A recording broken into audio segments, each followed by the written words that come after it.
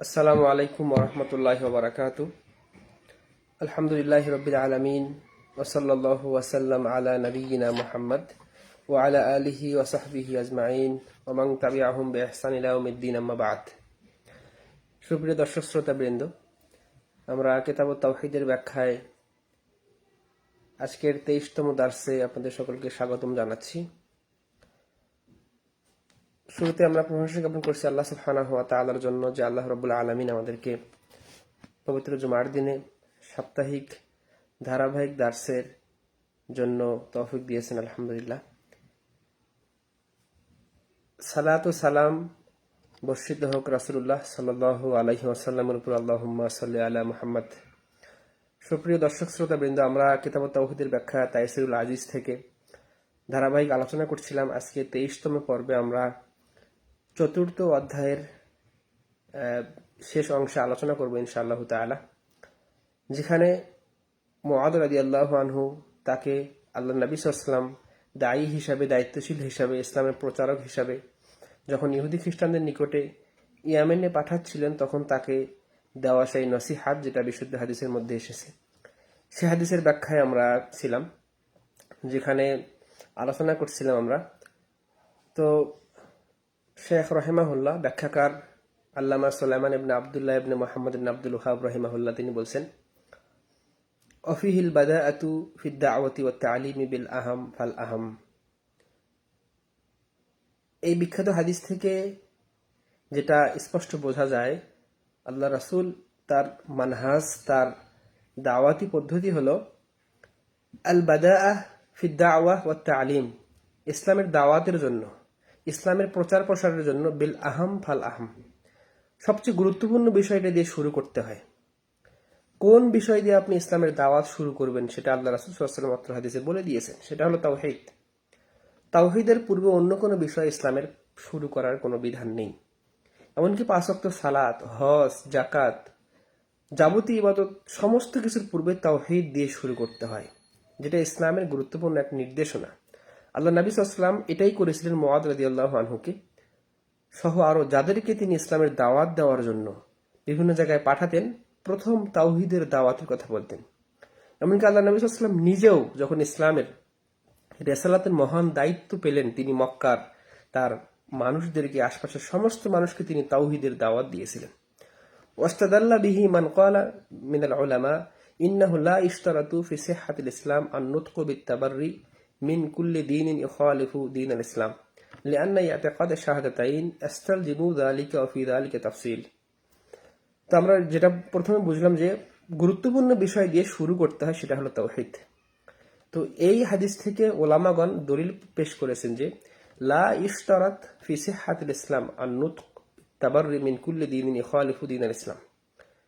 তো ইসলাম, একজন মানুষের ইসলাম বিশুদ্ধ হওয়ার জন্য শর্ত করা হয়নি যে তিনি শুধু স্বীকারোক্তি দিবেন বা আত-তাবাররি মিন কুল্লি দীনিন ইখালিফু দীনাল ইসলাম, ইসলাম ছাড়া অন্য যত বাতিল ধর্ম রয়েছে, বাতিল মতবাদ রয়েছে, বাতিল আকীদা বিশ্বাস রয়েছে, সেগুলো থেকে সে কি করবে, সেগুলোর থেকে সে শুধু নিজেকে মুক্ত ঘোষণা করাই তার জন্য যথেষ্ট নয়, যতক্ষণ না সে আন-নুতক আশ-শাহাদাতাইন তার মুখের মাধ্যমে সে উচ্চারণ না করে। যেমনটা আমরা দেখতে পাই, আল্লাহ নবী সাল্লাল্লাহু আলাইহি ওয়াসাল্লামের আপন চাচা আবু তালেব, তিনি ইসলামকে ভেতরে ভেতরে ধারণ করতেন, অনেকাংশে বিশ্বাসও করতেন, কিন্তু তিনি আন-নুতক বিশ-শাহাদাতাইন তার মুখের মাধ্যমে প্রকাশ করা, তিনি ইসলামকে সরাসরি প্রকাশ না করার কারণে তিনি মুসলিম হতে পারেন নাই। এজন্য আজকেও আমাদের জামানাতেও যারা অমুসলিমরা, বিভিন্ন হিন্দু, বিভিন্ন অন্য ধর্মের মানুষরা যদি ইসলামে অনেক প্রশংসা করে, ইসলামকে নিয়ে অনেক ভালো ভালো কথাবার্তা বলে, মিষ্টি মিষ্টি কথা বলে, তো বিভিন্ন উদ্দেশ্যে তারা সেগুলো বলে, তারপরও সে মুসলিম হবে না যতক্ষণ না সে স্পষ্টভাবে বিল ইতিকাদ, অন্তরে শুধু ইসলামকে বিশ্বাস ধারণ না করবে, এবং আন-নুতক বিশ-শাহাদাতাইন, এবং সে মুখের মাধ্যমে সেটাকে প্রকাশ না করবে, ওয়াল আমাল বিল আরকান, যতক্ষণ না সে তার আমলের বাস্তবায়নের মাধ্যমে নিজেকে প্রকাশ না করবে। ইসলাম হলো অন্তরের বিশ্বাস, মুখের স্বীকৃতি এবং আমলের বাস্তবায়ন, যেটাই ঈমান এবং ইসলাম।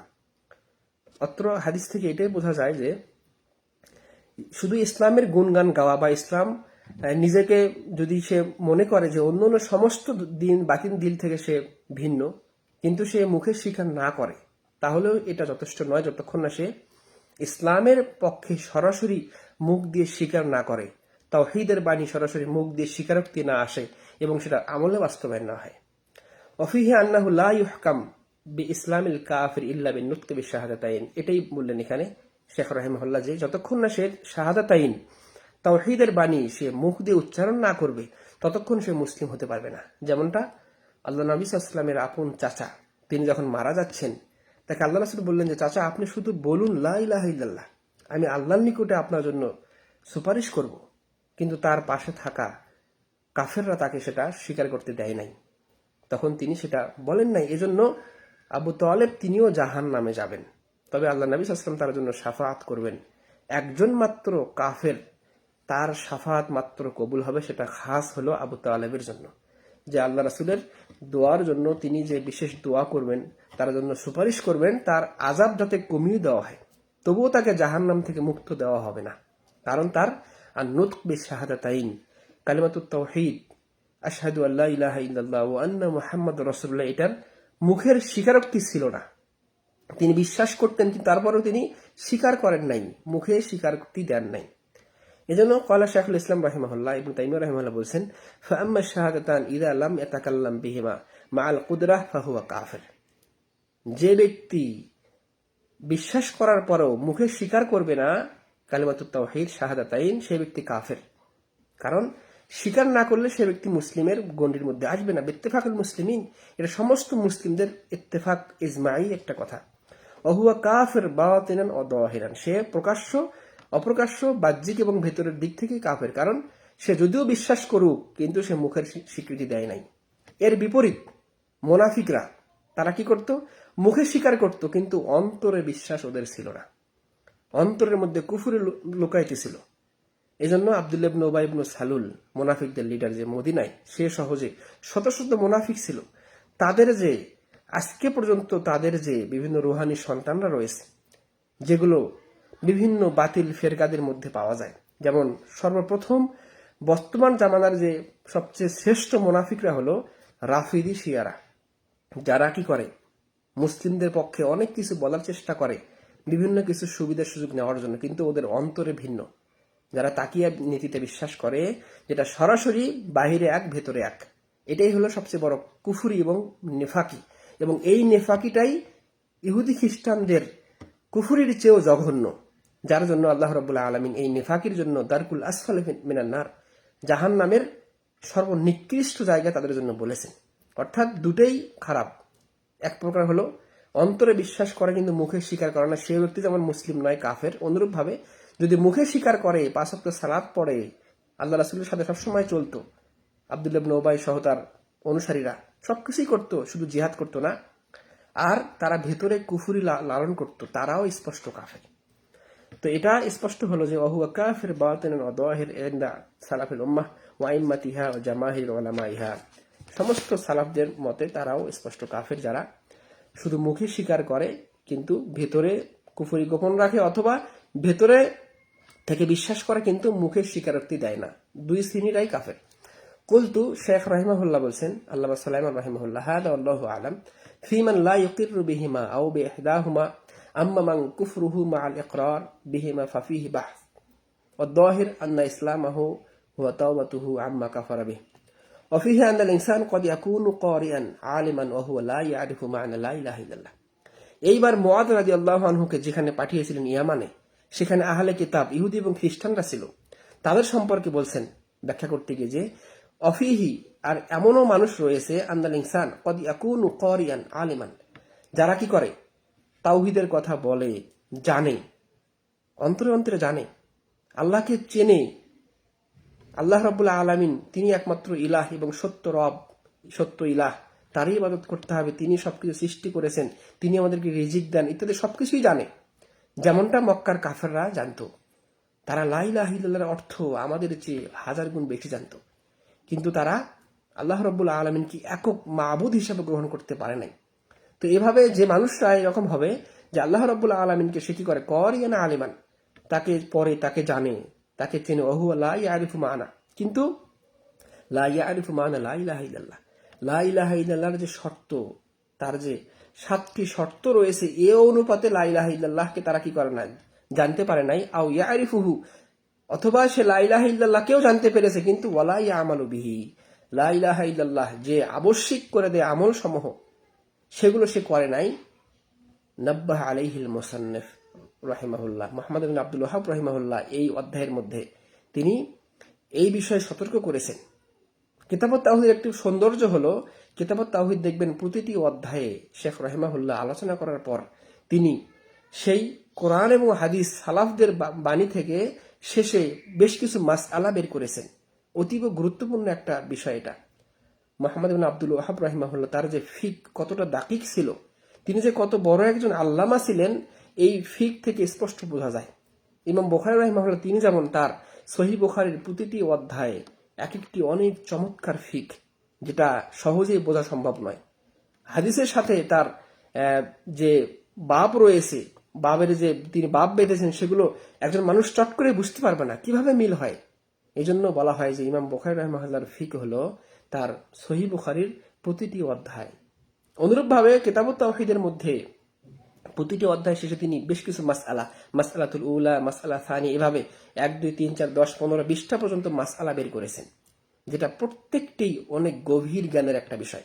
তো তিনি এখানে 10 নম্বর, এই অধ্যায়ের 10 নম্বর মাসআলায় বলছেন যে এখানে স্পষ্ট বোঝা যায় যে এই ব্যক্তিরা লা ইলাহা ইল্লাল্লাহ এটাকে সে পড়ে বা এর জিকির করে বা এটাকে জানে অথবা জানে না, কিন্তু এর শর্তগুলো সে পূর্ণ করে না, বা লা ইলাহা ইল্লাল্লাহ একজন মানুষ জানার পরে তার যে শর্তগুলো দেওয়া হয়, যেগুলো না গ্রহণ করলে একজন মানুষের লা ইলাহা ইল্লাল্লাহ টিকবে না, তাহলেও সেই ব্যক্তির লা ইলাহা ইল্লাল্লাহ গ্রহণযোগ্য হবে না।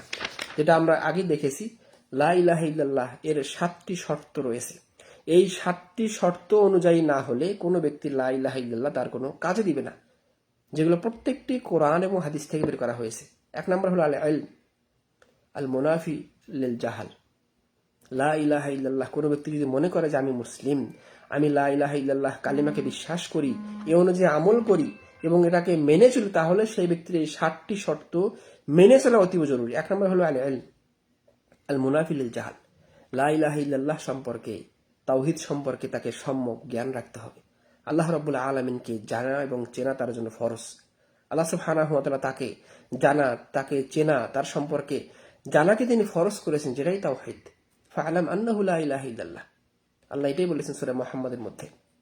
আর আল্লাহ রাব্বুল আলামিন মানুষকে অস্তিত্ব দিয়েছেন, জিন ইনসানকে সৃষ্টি করেছেন, এই সমস্ত কিছু সৃষ্টি করেছেন, মহাবিশ্বকে সৃষ্টি করেছেন একটি উদ্দেশ্য, তাকে জানা এবং চেনার মাধ্যমে, তাকে জানার জন্য, তাকে চেনার জন্য, যেটাই তাওহীদুল উলুহিয়্যাহ, তাওহীদুর রুবুবিয়্যাহ, তাওহীদুল আসমা ওয়া সিফাত। তাওহীদুল উলুহিয়্যার মাধ্যমে আল্লাহ রাব্বুল আলামিনকে জানা এবং চেনা যায়। তাওহীদুল আসমা ওয়া সিফাতের মাধ্যমে আল্লাহ রাব্বুল আলামিনকে, তার সম্পর্কে সম্যক ধারণা আমাকে আপনাকে আল্লাহ রাব্বুল আলামিন দিয়েছেন। কোরআনের মধ্যে তাকে জানতে বলেছেন, চিনতে বলেছেন।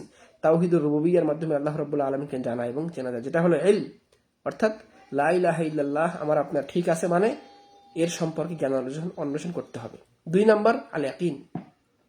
লা ইলাহা ইল্লাল্লাহ অর্থাৎ ইসলাম, ঈমান আমাকে আপনাকে যা কিছু দেয় সেটাকে সুদৃঢ় বিশ্বাস, ইয়াকিনের সাথে মেনে নিতে হবে, কোনো সন্দেহ সংশয় ছাড়াই। ঈমানের বিষয়ে, গায়বিয়াতের বিষয়ে, কোরআন এবং সুন্নাহর বিষয়ে কোনো সন্দেহ সংশয় অন্তরে রাখা যাবে না। কারণ সন্দেহ সংশয়, শুবহাত, শাহওয়াতের চেয়ে শুবহাত মানুষকে সবচেয়ে বেশি ক্ষতি করে।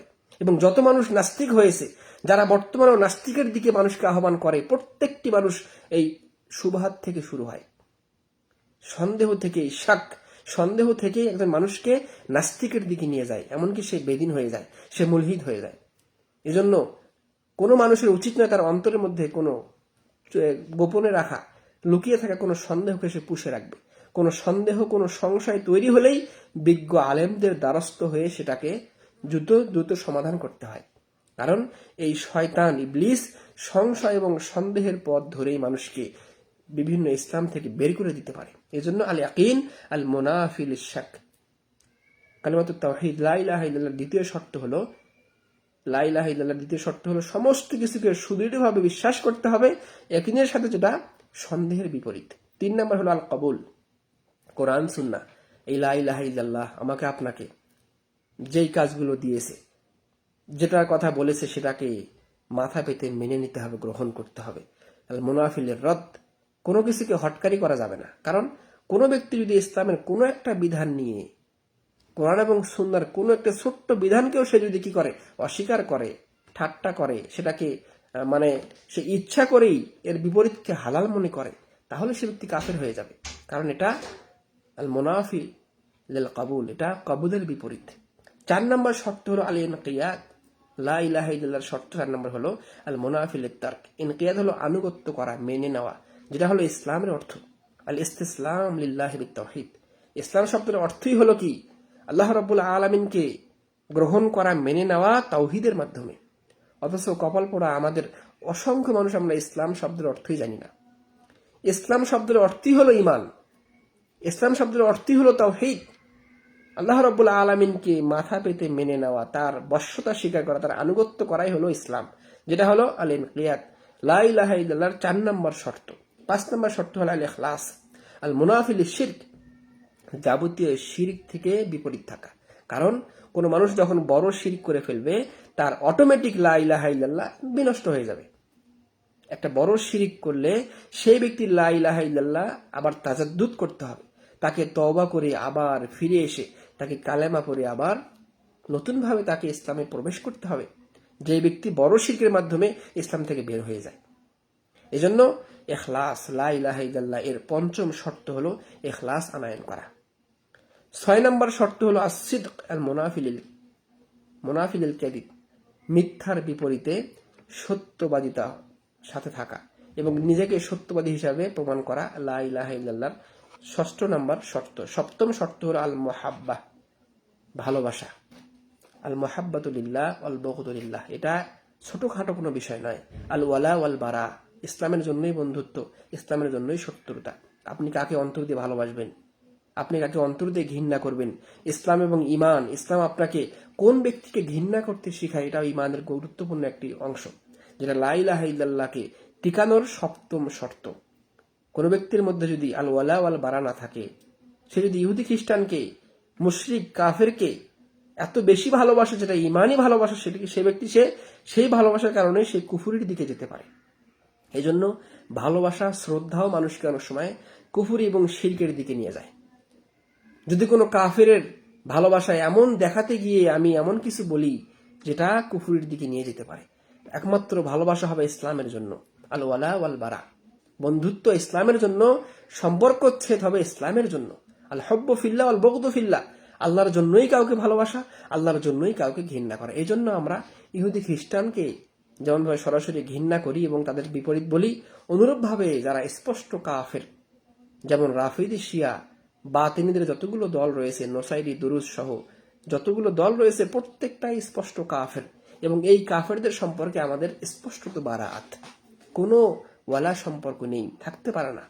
কোনো মুসলিম যে শাহাদাতাইনে বিশ্বাস করে, লা ইলাহা ইল্লাল্লাহর কালিমায় বিশ্বাস করে, সেই ব্যক্তি, সেই মুসলিম কখনোই কোনো কাফের, স্পষ্ট বড় মুশরিক, স্পষ্ট ওয়াসানিয়াত, মূর্তি পূজককে অন্তরঙ্গ বন্ধু হিসাবে ভালোবাসতে পারে না, কারণ এটা ঈমানের দাবি। তো এটা হলো লা ইলাহা ইল্লাল্লাহর 8টি শর্ত, যেগুলো লা ইলাহা ইল্লাল্লাহকে টিকাতে পারে। এটা ছাড়া লা ইলাহা ইল্লাল্লাহ আমার আপনার কোনো কাজে আসবে না, যতক্ষণ না আমরা এই 8টি শর্তকে আমরা মনে প্রাণে বিশ্বাস না করব। 8টি শর্ত হলো: 1 নম্বর ইলম, বিশুদ্ধ ইলম; 2 নম্বর বিশুদ্ধ দৃঢ় বিশ্বাস; 3 নম্বর গ্রহণ করা; 4 নম্বর বশ্যতা স্বীকার করা; 5 নম্বর ইখলাস, শিরকের বিপরীত; 6 নম্বর সত্যবাদিতা; 7 নম্বর ভালোবাসা, মুহাব্বা। তো শেখ রাহিমাহুল্লাহ তারপর বলছেন, ওয়াফিহি আন্নাল ইনসান وقال بعضهم هذا الذي أمر به النبي معاذا وهو الدعوة قبل القتال التي كان يوصي بها النبي صلى الله عليه وسلم وأمراءه। অনেক গুরুত্বপূর্ণ একটা কোটেশন।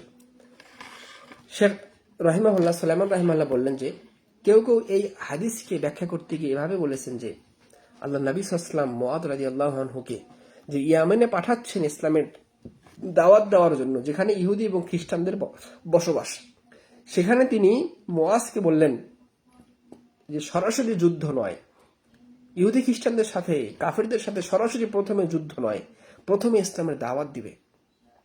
হে মুআজ, তুমি সেখানে গিয়ে প্রথমে তাওহীদের দাওয়াত দিবে।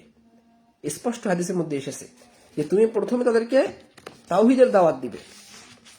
হাদিসের স্পষ্ট ইবারত এভাবে এসেছে, ইলা আই ইউহিদুল্লাহ, মুআজ তুমি তাদেরকে প্রথমে তাওহীদের দিকে আহ্বান করবে, বিশুদ্ধ আকীদার দাওয়াত দিবে। তারপরে তারা যদি দাওয়াত গ্রহণ না করে, দ্বিতীয় স্টেপ দেখুন ইসলামের সৌন্দর্য কত সুন্দর, ইসলামের যুদ্ধনীতি কতটা সুন্দর। ইসলাম কখনোই সরাসরি প্রথমেই যুদ্ধ করতে পারে না।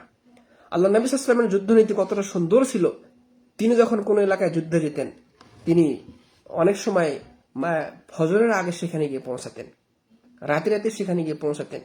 যদি সেখানে গিয়ে দেখতেন যে ফজরের আজান হচ্ছে, তাহলে সেখানে যুদ্ধ করতেন না, কারণ সেটা মুসলিম দেশ, যেখানে ইসলামের শাইর, ইসলামের প্রকাশ্য নিদর্শন হলো আজান, 5 ওয়াক্ত সালাত কায়েম করা। যেখানে এগুলো হয় সেটাকে দারুল কুফর বলার সুযোগ নাই। আল্লাহ নবী সাল্লাল্লাহু আলাইহি ওয়াসাল্লামের যুদ্ধনীতি ছিল, যেখানে গিয়ে দেখতেন যে ফজরের আজান হচ্ছে, সেখানে গিয়ে তিনি যুদ্ধ করতেন না, ফিরে আসতেন। দ্বিতীয়ত, সরাসরি গিয়েও যুদ্ধ করতেন না। তার সাহাবীকে যুদ্ধনীতি শিখাচ্ছেন যে হে মুআজ, তুমি সরাসরি গিয়ে ইহুদি খ্রিস্টানদের সাথে যুদ্ধ করবে না, প্রথমত তাদেরকে দাওয়াত দিবে। যদি তোমার তাওহীদের দাওয়াত তারা গ্রহণ না করে, দ্বিতীয় স্টেপ হলো তাদেরকে জিজিয়া প্রদানে বাধ্য করবে, যে তারা ট্যাক্স দিয়ে বসবাস করবে। এটা যদি মেনে নেয় তাহলে তার সাথে কোনো যুদ্ধ নেই। তৃতীয় নাম্বার, তারা যদি ট্যাক্স দিতে রাজি না হয়, তারপরে সর্বশেষ হলো যুদ্ধ। তবুও যুদ্ধের ময়দানে গিয়ে আল্লাহ নবী সাল্লাল্লাহু আলাইহি ওয়াসাল্লাম তার সাহাবীকে প্রথম প্রেরণ করতেন, যুদ্ধ শুরুর আগে যাও তোমরা তাদেরকে দাওয়াত দাও ইসলামের, যে তোমরা ফিরে আসো এক বাক্যের দিকে, আল্লাহ রাব্বুল আলামিনকে সত্য ইলাহ এবং মাবুদ হিসেবে গ্রহণ করো। যদিও যুদ্ধের ময়দানেও যদি কোনো মানুষ, শত্রু বাহিনী এই কালেমাকে, তাওহীদকে গ্রহণ করতো, তখন আর যুদ্ধ করতেন না। দেখুন ইসলামের সৌন্দর্য কতটাই মহান, সুবহানাল্লাহি ওয়া বিহামদিহি। তো শেখ রাহিমাহুল্লাহ এখানে বলছেন যে অনেক ওলামারা বলেছেন যে আল্লাহ নবী সাল্লাল্লাহু আলাইহি ওয়াসাল্লাম মুআজকে পাঠালেন ইয়ামানে ক্বাবলাল কিতাল, যুদ্ধের আগেই তাকে বললেন যে আদ-দাওয়াহ, তুমি দাওয়াত দিবে, আল্লাতী কানা ইউসি বিহান নবী। আল্লাহ নবী সাল্লাল্লাহু আলাইহি ওয়াসাল্লাম তাকে তাওহীদের দাওয়াতের আদেশ করলেন। ওয়া উমারাহু, এবং আল্লাহ নবী এভাবেই বিভিন্ন এলাকার নেতৃত্ববিন্দুকে, বিভিন্ন দূতকে তিনি যখনই যেখানে পাঠাতেন ইসলামের দাওয়াত দিয়ে, তাদেরকে এই সেম নসিহত করতেন যে প্রথমে তুমি সেখানে গিয়ে ইসলামের দাওয়াত দিবে, কালিমার দাওয়াত দিবে, এরপরে বিষয়। কুলতু, শেখ রাহিমাহুল্লাহ বলছেন, ব্যাখ্যাকার আল্লামা সুলাইমান রাহিমাহুল্লাহ, ফাআলা হাদা ফিহি ইস্তিহবাব আদ-দাওয়াহ ক্বাবলা আল-কিতাল। অত্র বিবরণ থেকে স্পষ্ট বোঝা যায় যে মুস্তাহাব হলো যুদ্ধের পূর্বে তাওহীদের দাওয়াত দেওয়া, লিমান বালাগাতহু দাওয়াহ, যাতে করে ওদের কাছে ইসলামের দাওয়াতটা পৌঁছাতে পারে। আম্মা মানলাম তাবলুগুহু ফাতাজিবু দাওয়াতুহু, অথবা এমনও হতে পারে যাদের সাথে যুদ্ধ করতে গেছে ওরা কখনো ইসলামের দাওয়াতই পায় নাই। এজন্য প্রথমত ইসলামের দাওয়াত দিতে হবে, তারপরে দাওয়াত গ্রহণ না করলে, তারা অস্বীকার করলে, জিজিয়া প্রদান না করলে, তখন ওদের সাথে কাফেরদের সাথে যুদ্ধ হবে। সুবহানাল্লাহি ওয়া বিহামদিহি। তো তারা যদি এই ইসলামের দাওয়াত, কালেমা তাওহীদের দাওয়াতকে গ্রহণ করে নেয়, তারপরে দ্বিতীয় ফরজ কি? ইসলামের দ্বিতীয় ফরজ হলো ফাইনহুম আতাউকা লিযালিক। আল্লাহ নবী সাল্লাল্লাহু আলাইহি ওয়াসাল্লাম মুআয রাদিয়াল্লাহু আনহুকে বললেন, হে মুআয, তুমি যাচ্ছ ইহুদি খ্রিস্টানদের নিকটে, প্রথমে তাওহীদের দাওয়াত দাও। যদি তারা তোমার এই তাওহীদের দাওয়াতকে গ্রহণ করে, ফাইনহুম আতাউক, তারা যদি মেনে নেয়, লিযালিক আই শাহিদু ওয়া আনকাদু লিযালিক, তোমার এই তাওহীদের সাক্ষ্য তারা প্রদান করে, লা ইলাহা ইল্লাল্লাহ বলে, আশহাদু আল্লা ইলাহা ইল্লাল্লাহ ওয়া আন্না মুহাম্মাদুর রাসূলুল্লাহ, আল্লাহ রাব্বুল আলামিনকে সত্য মাবুদ হিসেবে গ্রহণ করে, তার রাসূলকে সত্য নবী এবং রাসূল হিসেবে গ্রহণ করে, ওয়া আনকাদু লিযালিক, এবং তারা বশ্যতা স্বীকার করে, তাহলে কওলুহু, আল্লাহ নবী সাল্লাল্লাহু আলাইহি ওয়াসাল্লাম বললেন যে ফাআলিমহুম, তখন তাদেরকে তুমি জানিয়ে দাও যে আন্নাল্লাহ ইফতারাদা আলাইহিম খামসা সালাওয়াত, ইসলামের সবচেয়ে মহান দ্বিতীয় নির্দেশনা হলো 5 ওয়াক্ত ফরজ সালাত। তাওহীদ গ্রহণ করলে, বিশুদ্ধ আকীদা গ্রহণ করলে, ঈমান গ্রহণ করলে, হে মুআয, তুমি দ্বিতীয় আদেশ করো যে আল্লাহ রাব্বুল আলামিন, যে আল্লাহর তোমরা বশ্যতা স্বীকার করলে, যার তাওহীদকে তোমরা গ্রহণ করলে, যে রাসূলের রিসালাতকে তোমরা গ্রহণ করলে, সেই আল্লাহ রাব্বুল আলামিন তিনি কি করেছেন তোমাদের উপরে? খামসা সালাওয়াত, 5 ওয়াক্ত সালাতকে ফরজ করেছেন। দেখুন সালাতের বিধান কতটা গুরুত্বপূর্ণ, যেটা তাওহীদের পরেই। একজন মানুষ ইসলামে প্রবেশ করার পরেই কোন কাজ করবে? হজ, যাকাত, সিয়াম না। ইসলাম প্রবেশ করলে যদি 5 মিনিট আগে একজন মানুষ মুসলিম হয়, তার প্রথম ফরজ হলো সে পবিত্রতা অর্জন করে প্রথমে সে সালাত আদায় করবে। এমনকি বলা হয়েছে, যদি সেই ব্যক্তির সূরা ফাতিহাও মুখস্থ না থাকে, তাহলে সে আল্লাহু আকবার, সুবহানাল্লাহ, আলহামদুলিল্লাহ, যতটুকু তার জানা আছে এগুলো দিয়েই সে সালাত পড়বে। অর্থাৎ সালাতের গুরুত্ব, নামাজের গুরুত্ব কতটা বেশি। আর ইবাদতের মধ্যে একটি মাত্র ইবাদতের জন্যই মানুষকে কাফের বলা হয়েছে, সেটা হলো সালাত। আল্লাহ রাসূল স্পষ্ট দ্ব্যর্থহীন কণ্ঠে বলেছেন। তার সাহাবীগণ এই স্পষ্ট আকীদা তারা ছিল। সমস্ত সাহাবীরা এই আকীদা এবং মানহাজ পোষণ করতেন যে বাইনানা ওয়া বাইনাহুমুস সালাহ, আল আহাদুল্লাযী বাইনানা, একটা মজবুত চুক্তি, একটা সন্ধি আমাদের এবং কাফেরদের মাঝে, মজবুত সন্ধি চুক্তি হলো আসসালাহ। যে ব্যক্তি 5 ওয়াক্ত সালাতকে কায়েম না করবে সেই ব্যক্তি আমাদের চুক্তির মধ্যে থাকে না, অর্থাৎ সে কাফের। যে ব্যক্তি 5 ওয়াক্ত সালাতের ফরজিয়তকে অস্বীকার করবে সে ব্যক্তি কাফের। আর যারা অলসতা করে দীর্ঘদিন যাবত প্রতিনিয়ত এই 5 ওয়াক্ত সালাতকে না পড়ে জীবনযাপন করছে, তারাও এক প্রকার সালাতকে অস্বীকারীর মতো। এজন্য ইবাদতের জগতে এমন কোন ইবাদত না করলে কাফের বলা হয়নি একমাত্র সালাত ব্যতীত। সালাতের গুরুত্ব এতটাই বেশি, যেটা তাওহীদের পরেই সালাতের স্থান। শেখ রাহিমাহুল্লাহ এই হাদিসে ব্যাখ্যা বলেছেন, ফিহি আন্না সালাহ বা'দা তাওহীদ। এখানে স্পষ্ট আল্লাহ নবী সাল্লাল্লাহু আলাইহি ওয়াসাল্লামের কথায় বোঝা গেল যে সালাতের স্থান তাওহীদের পরেই, বিশুদ্ধ আকীদা এর পরেই সালাত, অন্য কিছু নয়। ওয়াল ইকরার বির রিসালাহ আ'যামুল ওয়াজিবাত ওয়া আওজাবুহা, অর্থাৎ তাওহীদকে গ্রহণ করার পরে, তার রাসূলের রিসালাতকে গ্রহণ করার পরেই দ্বিতীয় ফরজ হলো সালাত। কিন্তু আমাদের সমাজে এখনো পর্যন্ত উল্টো, আমরা মানহাজুদ দাওয়াহ, আল্লাহ নবী সাল্লাল্লাহু আলাইহি ওয়াসাল্লামের যে দাওয়াতি মানহাজ সেটাই গ্রহণ করতে পারি নাই। দেখবেন আমাদের সমাজে এক শ্রেণীর মানুষ রয়েছে, তারা সমস্ত দাওয়াত মানুষকে দেয়, কিন্তু তাওহীদ এবং আকীদার দাওয়াত তারা দেয় না। অথচ এই দাওয়াত কখনো ফলপ্রসূ হবে না। ইসলামের প্রথম দাওয়াত হবে, প্রথম শিক্ষা হবে, প্রথম নির্দেশ হবে তাওহীদ এবং বিশুদ্ধ আকীদার দাওয়াত। এরপরে সালাত, হজ, যাকাত ইত্যাদি বিভিন্ন কিছুর দাওয়াত। কিন্তু যেখানে দাওয়াতটাই শুরু হয় নবী পদ্ধতি ছাড়া, তাহলে সেই দাওয়াত কিভাবে সফল হতে পারে? এজন্য আলহামদুলিল্লাহ আহলুল হাদিস সালাফিদের দাওয়াত সারা বিশ্বব্যাপী কবুলযোগ্য এবং গ্রহণযোগ্য এবং বরকতময়। কারণ তাদের দাওয়াতি পদ্ধতি মানহাজুস সালাফ, সালাফদের দাওয়াতি পদ্ধতি অনুযায়ী তারা মানুষকে তাওহীদের কথা বলে, তারা মানুষকে আকীদার কথাই প্রথম বলে, বিশুদ্ধ তাওহীদের দিকে মানুষকে আহ্বান করে, শিরক থেকে মুক্ত হওয়ার জন্য আহ্বান করে, বিশুদ্ধ তাওহীদকে গ্রহণ করার জন্য আহ্বান করে, আল্লাহ নবী সাল্লাল্লাহু আলাইহি ওয়াসাল্লামকে গ্রহণ করার জন্য, আঁকড়ে ধরার জন্য আহ্বান করে, যাবতীয় বিদআত থেকে দূরে থাকার জন্য আহ্বান করে। এটাই আল্লাহ নবী এবং তার সাহাবীদের রেখে যাওয়া মানহাজ। প্রথম দাওয়াত হবে তাওহীদের দাওয়াত। আপনি এলাকায় দাওয়াত দিতে চাচ্ছেন, আপনি তালিমে বৈঠক করতে চাচ্ছেন, আপনি একটা সমাজে কোনো দার্স করতে চাচ্ছেন, বা যে কোনো কিছুর মাধ্যমে মানুষকে ইসলামের দিকে আহ্বান করতে চাচ্ছেন, কোন বিষয় দিয়ে শুরু করবেন? প্রথমে তাওহীদের দাওয়াত দিয়ে শুরু করতে হবে। এজন্য একজন দায়ীকে তাওহীদ সম্পর্কে জ্ঞান রাখা অতীব ফরজ দায়িত্ব। যে বিষয়ে তিনি দাওয়াত দিবেন সে বিষয়ে তার পর্যাপ্ত জ্ঞান থাকতে হবে। কিন্তু আমাদের সমাজে আজকে জ্ঞান ছাড়াই দাওয়াতি কাজ মানুষ যত বেড়ে গেছে, ততটাই ফিতনা ফাসাদ তৈরি হচ্ছে। নতুন নতুন বিভিন্ন ভুল মাসআলা, ভুল ফতোয়া, বিভিন্ন কিছুতে আজকে আমাদের স্টেজগুলো, মসজিদের মিম্বারগুলো এগুলো ভরে গেছে। কারণ দায়ীদের দাওয়াতি কাজের পূর্বে একজন আলেম যে নিজেকে দায়ী বলবে, তার ইসলাম সম্পর্কে সম্যক জ্ঞান রাখা, তাওহীদ সম্পর্কে, বিশুদ্ধ আকীদা সম্পর্কে যথেষ্ট জ্ঞান রাখা, আল্লাহ নবী সাল্লাল্লাহু আলাইহি ওয়াসাল্লামের মানহাজ সম্পর্কে যথেষ্ট জ্ঞান রাখা, সুন্নাহ সম্পর্কে যথেষ্ট জ্ঞান রাখা অতীব ফরজ দায়িত্ব। দুঃখজনক হলো দায়ীরা মানুষকে আহ্বান করছে, কিসের দিকে আহ্বান করছে সে নিজেই জানে না। তো এখানে স্পষ্ট বোঝা গেল যে তাওহীদের পরেই সালাতের স্থান, সালাতের স্থান তাওহীদের পরে। ওয়াস্তাদুল্লা বিহি আলা আন্নাল কুফার গায়রু মুখাতাবিন বিল ফুরু'। এই হাদিস থেকে আরো প্রমাণ পাওয়া যায় যে ব্যক্তি মুসলিমই নয় তার প্রতি সালাত সহ অন্য কোনো ইবাদত ফরজ নয়। কারণ সে ব্যক্তি তো মুসলিম নয়, কোনো কাফেরের উপরে 5 ওয়াক্ত সালাত ফরজ নয়, কারণ সে ব্যক্তি মুসলিমই তো হয় নাই। এজন্য একজন মানুষের মধ্যে বড় শিরক, বড় কুফরি গোপন রেখে সেটা সংশোধন না করে সেই ব্যক্তি যতই সালাত, যতই কিছু করুক, সেগুলো কোনো কাজে আসবে না। এজন্য আগে দাওয়াত দিতে হবে তাওহীদের, আকীদা আগে বিশুদ্ধ করতে হবে, তারপর যাবতীয় ইবাদত। কারণ আকীদা হলো ফাউন্ডেশন।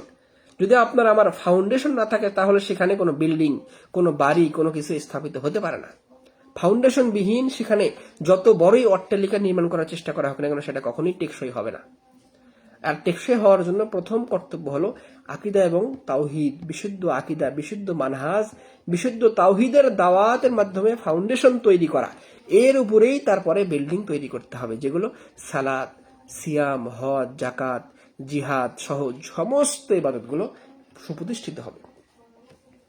তো এরপরে রাসূল সাল্লাল্লাহু আলাইহি ওয়াসাল্লাম বলেছেন, ফাইনহুম আতাউকা লিযালিক, হে মুআয, তারা যদি তাওহীদ গ্রহণ করে, তাদের ফাউন্ডেশনটা সুন্দর করে, বিশুদ্ধ আকীদা গ্রহণ করে, দ্বিতীয়ত 5 ওয়াক্ত সালাতকে তারা কায়েম করে, বিশ্বাস করে এবং সেটাকে বাস্তবায়ন করে, ফাইনহুম আতাউকা লিযালিক, তারা যদি এগুলো সমস্ত কিছু মেনে নেয়, এই দুইটি তাওহীদ এবং সালাত, 3 নম্বর ফরজ হলো ফাআলিমহুম, সেই ইহুদি খ্রিস্টানকে তুমি জানিয়ে দিও, আন্নাল্লাহ ইফতারাদা আলাইহিম সাদাকা, মুসলিমদের উপরে আল্লাহ রাব্বুল আলামিন তৃতীয় একটি ফরজ করেছেন, সেটা হলো কি? জাকাত, ফরজ জাকাত।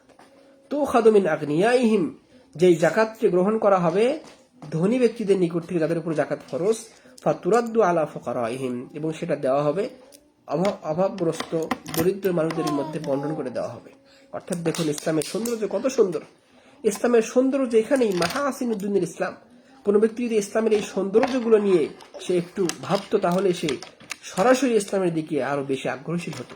ইসলাম প্রথমত মানুষের তাওহীদকে ফরজ করেছে, আল্লাহ রাব্বুল আলামিনকে জানা চেনা, তার হককে পরিপূর্ণ করা, যেটা তাওহীদ, যেটাই আকীদা, যেটাই ঈমান, যেটাই বিশ্বাস। এরপরে 5 ওয়াক্ত সালাতের বাস্তবায়নকে ফরজ করে, যার মাধ্যমে সে ইসলামের উপরে টিকে থাকতে পারবে, তার ইসলামকে হেফাজত করতে পারবে।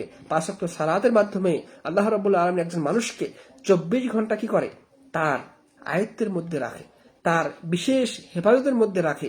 আল্লাহ রাব্বুল আলামিনের ফেরেশতাগণ তাকে হেফাজত করেন, আল্লাহ রাব্বুল আলামিনের বরকত এবং রহমত তাকে বেষ্টন করে রাখেন 5 ওয়াক্ত ফরজ সালাতের মাধ্যমে। তৃতীয় ফরজ হলো, যখন একজন মানুষ ইসলামকে এভাবে হেফাজত করবে, তখন তার সম্পদগুলোকে আল্লাহ রাব্বুল আলামিন চান পবিত্র করবেন। তার সম্পদ পবিত্র করবেন কিভাবে? জাকাতের মাধ্যমে। আল্লাহ রাব্বুল আলামিন একজন মানুষের সম্পদকে পবিত্র করতে চান জাকাতের মাধ্যমে। জাকাতের মাধ্যমে মানুষের সম্পদকে পরিষ্কার করা হয়, পবিত্র করা হয় এবং তার সম্পদে অনেক বেশি বরকত দেওয়া হয়। তো শেখ রাহিমাহুল্লাহ এখানে বলছেন, সুলাইমান রাহিমাহুল্লাহ, ফিহি দালিলুন আলা আন্না যাকাত আওজাবু আল আরকান বাদা সালাহ। অত্র হাদিসে স্পষ্ট বোঝা যায় যে ইসলামের মধ্যে তৃতীয় ফরজ হলো জাকাত, যেটা সালাতের পরেই ফরজ করা হয়েছে। ও আন্নাহা তুখাযু মিনাল আগনিয়া, আর যেই জাকাত গ্রহণ করা হবে কার নিকট থেকে? যাদের উপর জাকাত ফরজ। অতুসরাফু ইলাল ফুকারা, এবং সেটা খরচ করা হবে দেশের অভাবী যে নির্দিষ্ট খাত রয়েছে। কোরআনের মধ্যে আল্লাহ বলেছেন সূরা তাওবার 60 নম্বর আয়াতে, কারা কারা জাকাত পাবে, তাদের মধ্যে খরচ করা হবে। ইসলামের সৌন্দর্য এমন, ইসলামী শরিয়া এমনই সৌন্দর্যপূর্ণ, যেটা মানুষের দুনিয়া এবং আখিরাতকে সুনিশ্চিত করে। যদি মানুষ ইসলামী শরিয়াকে গ্রহণ করত, ইসলামী শরিয়াকে, আইনকে যদি মানুষরা মনে প্রাণে বিশ্বাস করে সেটা বাস্তবায়ন করতে পারত, তাহলে পৃথিবীতে কোনো গরিব মানুষ থাকতো না। পুরা রাষ্ট্রের সমস্ত গরিবদের দায়িত্ব ধনী মানুষরা নিয়ে নিত, যেটা একটা অংশ হলো জাকাত। জাকাতের মাধ্যমে আল্লাহ রাব্বুল আলামিন দেখিয়েছেন তার উম্মতে মুহাম্মাদের মধ্যে কিভাবে দারিদ্র বিমোচন করা যায়। ওমর রাদিয়াল্লাহু আনহু জাকাতের এই ইসলামী শরিয়া কায়েম করে তিনি দেখিয়েছেন জাকাতের মাধ্যমে পুরা রাষ্ট্রকে কিভাবে স্বাবলম্বী করা যায়। খোলাফা রাশেদার 30 বছর তারা দেখিয়েছেন। এমনকি তারপরেও মুলকিয়াতের আমলে, আব্বাসী খলিফা উমাইয়া শাসন আমলে, ইসলামী খেলাফতের আমলে তারাও দেখিয়েছেন যে জাকাতের মাধ্যমে কিভাবে একটা রাষ্ট্রকে স্বাবলম্বী করা যায়। এখনো পর্যন্ত যেই দেশগুলোতে ইসলামী শরিয়ার অনেক অংশ বাস্তবায়ন রয়েছে, আপনি তাকিয়ে দেখুন সৌদি আরবের দিকে, কুয়েত, কাতার, বাহরাইন, এই দেশগুলোর দিকে, মাগরিবের দিকে, লিবিয়া সহ বিভিন্ন যে আরব দেশগুলো যেখানে ইসলামের শরিয়ার অনেক অংশ বাস্তবায়ন রয়েছে আজকের দিন পর্যন্ত, সেখানে জাকাতের এত সুন্দর সুষ্ঠু বন্টন হয় যে সেখানে আমাদের দেশের মতো কোনো টোকাই, কোনো ভবঘুরে মানুষ, কোনো ঘর ছাড়া মানুষ, কোনো বস্ত্রহীন, কোনো অন্নহীন কোনো মানুষ খুঁজে পাওয়া যায় না। কারণ তারা জাকাত প্রদান করে এবং জাকাতের মাধ্যমে রাষ্ট্র তারা এইভাবে পুনর্নির্মাণ করেছে। যেই রাষ্ট্র ইসলামী শরিয়াকে মেনে নিতে পারবে, তারা এভাবেই দুনিয়া এবং আখিরাতে সফলকাম হবে ইনশাআল্লাহ তাআলা। কারণ জাকাত একমাত্র একটি ব্যবস্থা, তার মাধ্যমে আল্লাহ রাব্বুল আলামিন সমাজের দরিদ্র বিমোচনের সবচেয়ে গুরুত্বপূর্ণ মাধ্যম।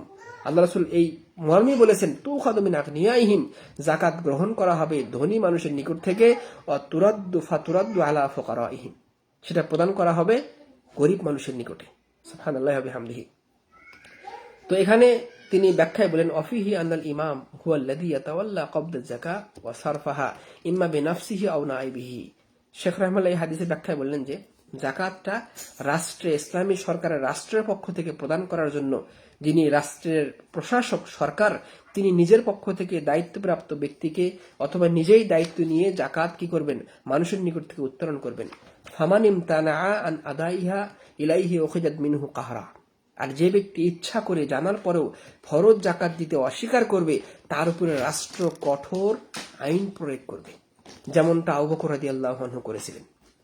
জাকাত অস্বীকারীর বিরুদ্ধে তিনি যুদ্ধ ঘোষণা করেছিলেন, কারণ ইসলামের কোন বিধানকে যারা স্পষ্ট ইস্তেহলাল অস্বীকার করতে চায় তারা স্পষ্ট কাফের হয়ে যায়। যদি কোনো মানুষ জাকাতের বিধানকে মনে করে যে আমি জাকাতে বিশ্বাস করি না, জাকাত ফরজ বলতে কিছু নাই, জেনে শুনে বলে, তাহলে সে কাফের। কোন ব্যক্তি যদি 5 ওয়াক্ত ফরজ সালাতের ফরজিয়তকে অস্বীকার করে সেই ব্যক্তিও কাফের। এমনকি ছোট্ট একটি কোনো বিধানকেও সে যদি অস্বীকার করে, যেমন মনে করে কোনো মেয়ে কোনো মহিলা যে পর্দার বিধান মানা ফরজ নয়, পর্দার বিধানকে আমি মানতে পারি না বা আমি বিশ্বাস করি না, এই কথা যদি কোনো মহিলা বলে সেই ব্যক্তি স্পষ্ট কুফুরির দিকে যাবে, কারণ সে সরাসরি সজ্ঞানে আল্লাহ রাব্বুল আলামিন যেটাকে ফরজ করেছেন সেটাকে সে অস্বীকার করে বসেছে।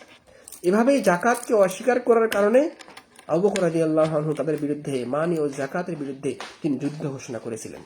এজন্য ইসলামী রাষ্ট্র ইসলামী শাসন যেখানে থাকবে তারা রাষ্ট্রের পক্ষ থেকে জাকাত আদায়ের জন্য মানুষের উপরে বল প্রয়োগ করবে। কিলা ওয়াফিহি দালিল আলা আন্নাহু ইয়াকফি ইখরাজুজ যাকাহ ফি সিনফি ওয়াহিদ কামা হুয়া মাযহাব মালিক ওয়া আহমদ ওয়া আলা মা তাকদ্দাম লা ইয়াকুনু ফিহি দালিল। এখানে একটা ফুরুই ফিকহি মাসালা তিনি বর্ণনা করলেন যে জাকাত প্রদান করার বিষয়ে সবচেয়ে যে বেশি হকদার ফকির এবং মিসকিন সেটা এই হাদিসের মধ্যে স্পষ্ট বোঝা গেল। যদিও আরো 5টি-6টি খাত রয়েছে, তবে ফকির এবং মিসকিন যেহেতু সমাজে বেশি পাওয়া যায় তারাই জাকাত পাওয়ার জন্য অগ্রাধিকারের একটা খাত। অফিহি আন্নাহু লা ইয়াজুজু দাফউহা ইলা গানিয়িন ওয়ালা কাফির। এই হাদিস থেকে আরো মাসআলা বের হয় যে জাকাত কোনো কাফেরকে দেওয়া যাবে না। সরাসরি মুসলিম দরিদ্র থাকার পরে কোনো কাফেরকে জাকাত দেওয়া বৈধ নয়। তবে হ্যাঁ, কাফেরদেরকে ইসলামের দিকে আকৃষ্ট করার জন্য একটা খাত রয়েছে, সেটা ক্ষেত্র বিশেষে হতে পারে। অথবা কোনো ধনুক শ্রেণী মানুষ, যারা ধনী মানুষ কখনো জাকাতের টাকা বা জাকাতের সম্পদ গ্রহণ করতে পারবে না। ওয়ান্নাল ফাকির লা জাকাত আলাইহি। আর একজন ফকির যে অভাবী সেই ব্যক্তির উপরেও জাকাত ফরজ নয়। জাকাত ফরজের আল্লাহ রাব্বুল আলামিন এক নির্দিষ্ট সীমা দিয়েছেন, সেই নির্দিষ্ট পরিমাণ সম্পদ তার নিকটে 1 বছর স্থায়ী হলে তার উপরে জাকাত ফরজ হবে। সেটা হতে পারে বিভিন্ন রকম, যেমন আমাদের জাকাতের বিষয়ে একটা হলো যেটাকে আমরা নিসফুল উশর বলি, ফসলের জাকাত রয়েছে, টাকা সম্পদের জাকাত রয়েছে, তারপরে পশু পাখির জাকাত, গৃহপালিত পশুর জাকাত, ব্যবসায়িক জাকাত, এভাবে বিভিন্ন কোয়ালিটির জাকাত রয়েছে। প্রত্যেকটির উপর আলাদা আলাদা ফরজ করেছেন আল্লাহ রাব্বুল আলামিন। وأن من ملك نصابا لا يعطى من الزكاة من حيث أنه جعل المأخوذ منه غنيا وقابله بالفقير। যেটা আমরা বললাম যে জাকাতের জন্য ফরজ তার নিসাব পরিমাণ, তার যথেষ্ট সম্পদ থাকতে হবে, সেটাকে শর্ত পূরণ হতে হবে। অমান মালাকান নিসাব হাজ জাকাত মাখুজাতুম মিনহু ফাহুয়া গনি। আর যে ব্যক্তি নিসাব পরিমাণ সম্পদ হবে সেই ব্যক্তি জাকাত দিতে বাধ্য হবে। আল গানিয়্যু মানিউ মিন ইতাই যাকাত ইল্লা মান ইসতুসনিয়া। আর যেটা আমরা একটু আগে বললাম যে কোনো ধনী শ্রেণী মানুষকে জাকাতের অর্থ দেওয়া যাবে না। মূলত জাকাতের অর্থ আল্লাহ রাব্বুল আলামিন কোরআনের মধ্যে স্পষ্ট খাস করে দিয়েছেন কারা কারা পাবে। আল্লাহ নবী তিনিও হাদিসের মধ্যে স্পষ্ট বলে দিয়েছেন কোন শ্রেণী মানুষের উপরে জাকাত দিতে হয়। ওয়ান্না যাকাত ওয়াজিবাতু ফি মালিস সাবি ওয়াল মাজনুন কামা হুয়া কাউলুল জামহুর লিউমুমি কাউলিহি মিন আগনিয়াইহিম। আর গুরুত্বপূর্ণ একটা মাসআলা হলো কোনো পাগল, কোনো ছোট বাচ্চার উপরেও জাকাত ফরজ হবে যদি তার সম্পদ থাকে। একজন মানুষের ব্রেনের সমস্যা, মেন্টাল, কিন্তু তার জাকাত তার উপর ফরজ হয়েছে, তার অঢেল সম্পদ রয়েছে, তার উপরও জাকাত দেওয়া ফরজ। দ্বিতীয়ত একজন মানুষ ছোট্ট বাচ্চা, সে এখনো সাবালক হয়নি, কিন্তু সে উত্তরাধিকার প্রাপ্ত হয়ে বা তার বাবা থেকে বা সে উত্তরাধিকার ওয়ারিস থেকে সে অনেক সম্পত্তি পেয়েছে, কিন্তু সেই বাচ্চা এখনো বড় হয়নি, সেই ছোট্ট বাচ্চার উপরেও জাকাত ফরজ। তার দায়িত্বশীলরা সেটাকে কি করবেন, বন্টন করবেন, তার পক্ষ থেকে জাকাত দিয়ে দিবেন। এটাই অধিকাংশ উলামাদের মতামত। কাউলুহু সাল্লাল্লাহু আলাইহি ওয়াসাল্লাম ফাইয়াকা ওয়া কারাইমা আমওয়ালিহিম। দেখুন ইসলামের সৌন্দর্য কতটা চমৎকার। আল্লাহ নবী সাল্লাল্লাহু আলাইহি ওয়াসাল্লাম জাকাত রাষ্ট্রীয়ভাবে জাকাত নেওয়ার ক্ষেত্রে তিনি আদেশ করলেন মুআদ রাদিয়াল্লাহু আনহুকে, যাকে গভর্নর দায়িত্বশীল হিসাবে তিনি ইয়ামান নামক দেশে ইহুদি খ্রিস্টানদের নিকটে প্রেরণ করতেছেন, যে তারা মুসলিম হওয়ার পরে যখন জাকাত দিবে তুমি জাকাত নেওয়ার ক্ষেত্রে স্মরণ রাখবে ফাইয়াকা ওয়া কারাইমা আমওয়ালিহিম, জাকাত নেওয়ার ক্ষেত্রে ভালো ভালো সবচেয়ে ভালো মানের বিষয়গুলো তুমি গ্রহণ করবে, এমনটা যাতে না হয়। জাকাত দিতে হয় মধ্যম মানের বিষয় দিয়ে। যেমন যদি কোনো মানুষ গরু ছাগলের জাকাত দেয়, তো গরু ছাগলের যে মধ্যম মানের যেটা রয়েছে, একেবারে খারাপও না আবার সবচেয়ে ভালো না, মিডিয়াম যেটা, সেখান থেকে জাকাত দিবে। একজন মানুষ যখন সে কি করবে, তার ফসলের জাকাত দিবে, যেমন তার গম বা তার ধান, যেমন আমাদের দেশে বছরে 2টি বড় বড় মৌসুম আসে, ইরি মৌসুম, বোরো মৌসুম। যখন সে ধানের জাকাত বের করবে তখন সে মধ্যম মানের ধান থেকে জাকাত বের করবে। সবচেয়ে একেবারে ভালো ধান দিয়েও জাকাত নয়, আবার খারাপ একেবারে নিম্নমানের ধান দিয়েও যাতে করে জাকাত বের না করে, মধ্যম মানের সম্পদের মাধ্যমে জাকাত বের করতে বলেছেন।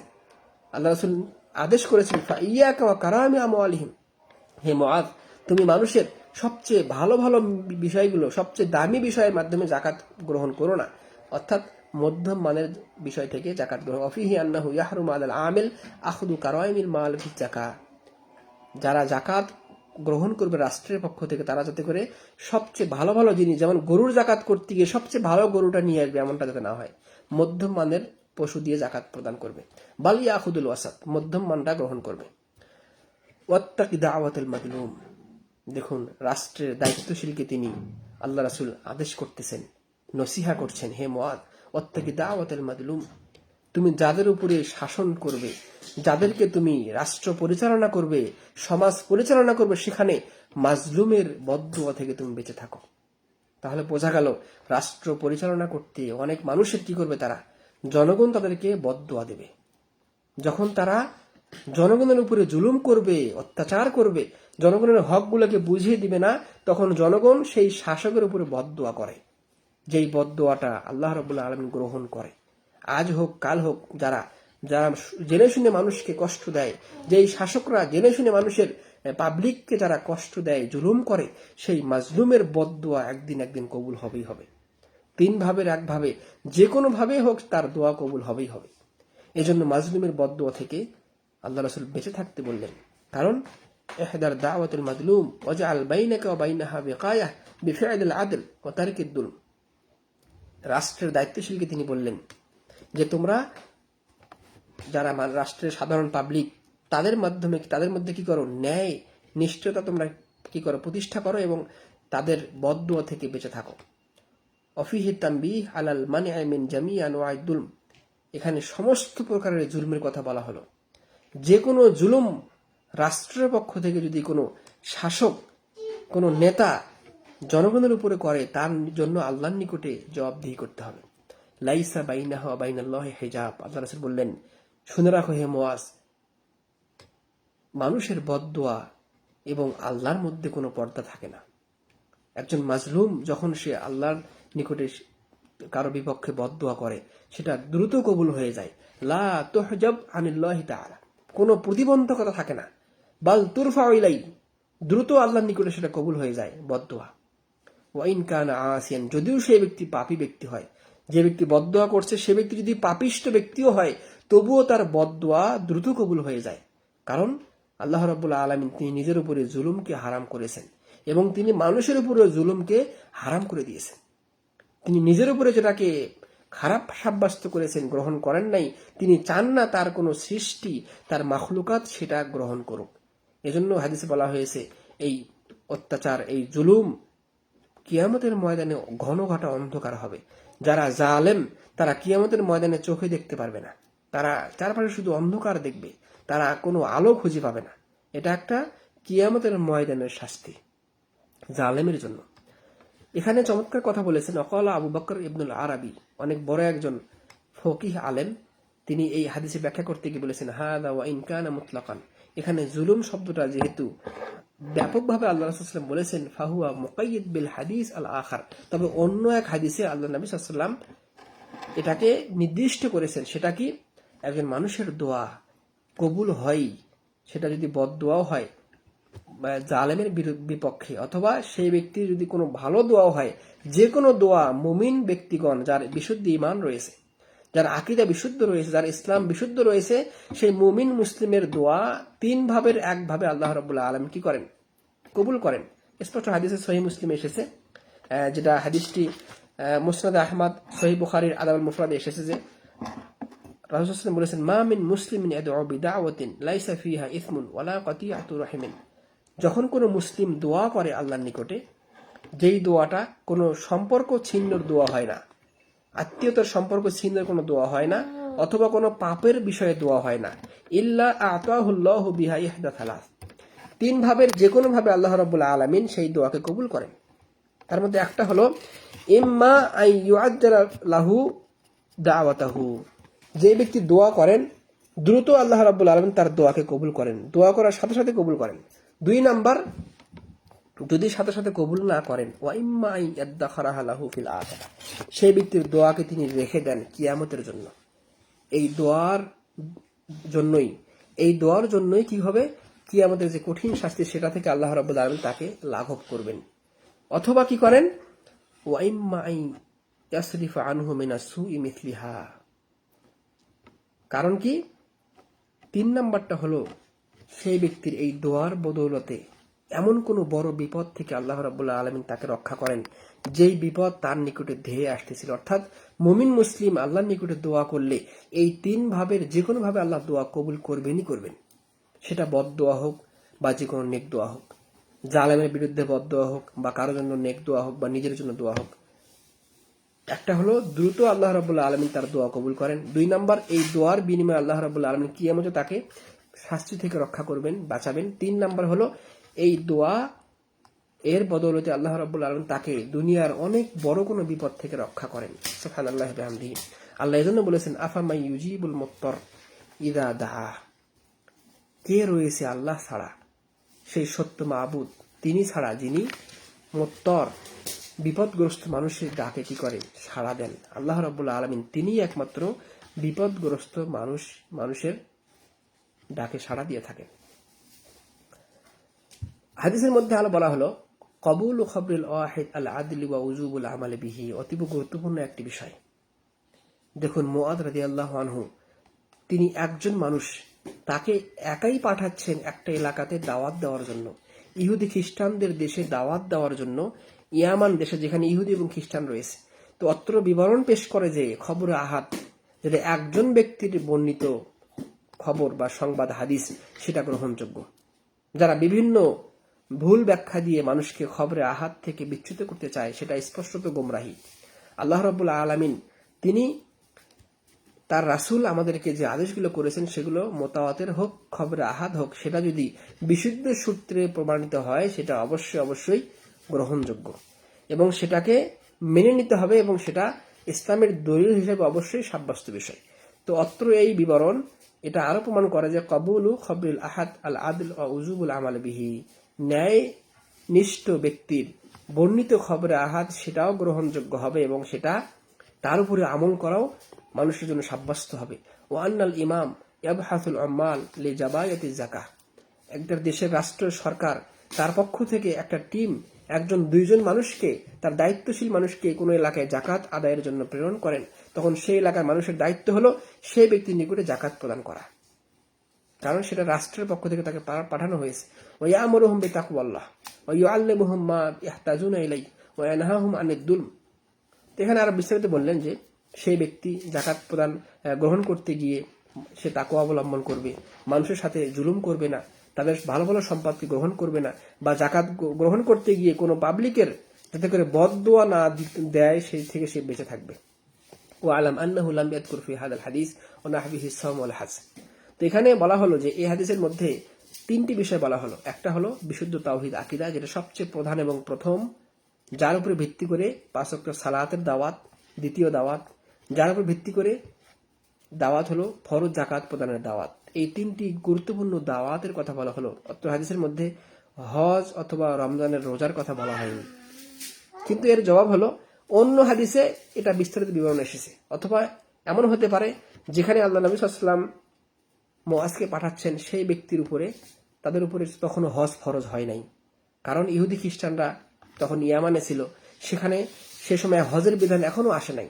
অথবা যে সময় মুয়াদ রাদিয়াল্লাহু আনহুকে আল্লাহ নবী সাল্লাল্লাহু আলাইহি ওয়াসাল্লাম ইহুদি খ্রিস্টানদের নিকটে ইসলামের দাওয়াতের জন্য, বিশুদ্ধ আকীদার দাওয়াতের জন্য পাঠিয়েছিলেন, সে সময় রমজান মাস ছিল না বা রমজান রোজা তখনও ফরজ হয় নাই।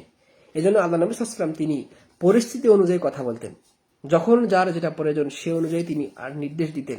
তো সেখানে ইম্মা ইয়াকুন আল মুখাতাব বিযালিকা লা হাজ্জা আলাই, হতে পারে ইয়ামানের সেই সময়ের ইহুদি খ্রিস্টানদের উপরে তারা হজ ফরজ হয়নি বা হজের ফরজিয়াত তখনও আসে নাই, এই জন্য তিনি তাদেরকে হজের কথা বলেন নাই।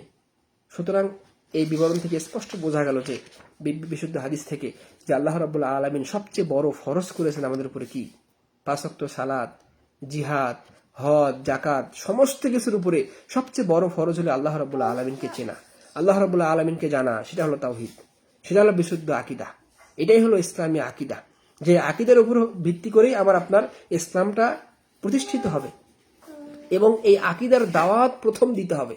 যদি এই ফাউন্ডেশন যেটা, যে ফাউন্ডেশনের উপরে একটা বিল্ডিং নির্মাণ হয়, যদি একজন মানুষের ফাউন্ডেশন নির্মিত না হয়, তাহলে সেই ব্যক্তির ভিত সুন্দর না হলে সেই ব্যক্তির আর অন্য কিছু স্থাপিত হতে পারে না।